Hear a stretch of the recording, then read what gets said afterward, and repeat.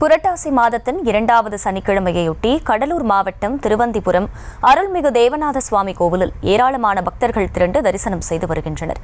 பலரும் மொட்டை அடித்து நேர்த்திக்கடன் செலுத்தினர். கூடுதல் விவரங்களை செய்தியாளர் பாரிவள்ளல் இணைகிறார், அவரிடம் கேட்கலாம். பாரிவள்ளல், வணக்கம். பக்தர்களின் எண்ணிக்கை அதிகமாக இருக்கக்கூடிய சூழலில் அங்கே அவர்களுக்காக என்னென்ன ஏற்பாடுகள் செய்யப்பட்டிருக்கு? முழு விவரங்கள் என்ன?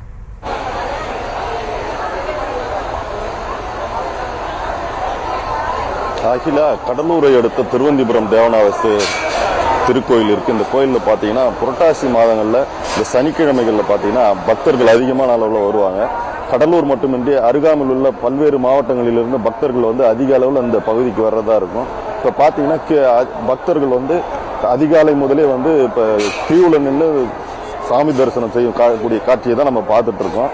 அது மட்டும் இல்லாமல் இந்த புரட்டாசி மாதமானது பெருமாளுக்கு உகந்த மாதம்ன்றதுனால பக்தர்கள் விரதம் இருந்து அவங்க வீடுகளில் விரதம் இருந்து வழிபடுவாங்க. அது மட்டும் இல்லாமல் இந்த சுற்று வட்டாரத்தில் இருக்க பெரும்பாலான கிராமத்து மக்கள் திருவந்திபுரம் தேவநாத சுவாமி கோயிலில் அதிகாலை முதலே சுவாமி தரிசனம் செய்து மொட்டை அடித்து தங்களது நேர்த்திக்கடனை செலுத்துவாங்க. அது மட்டும் இல்லாமல் பார்த்தீங்கன்னா இன்று ஏகாதசி சனிக்கிழமை அதிகாலையிலே பக்தர்கள் வீடுகளில் கொண்டாடிட்டு மாலை வேளையில் இங்கே அதிகமான பொதுமக்கள் வருவாங்கன்னு எதிர்பார்க்கப்படுது.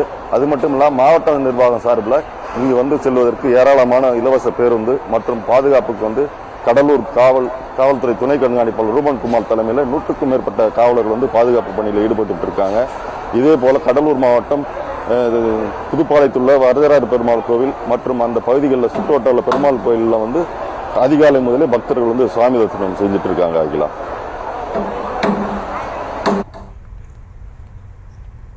விவரங்களுக்கு நன்றி பாரிவள்ளல். செய்திகளை உடனுக்குடனும் துல்லியமாகவும் தெரிந்து கொள்ள சப்ஸ்கிரைப் பண்ணுங்க.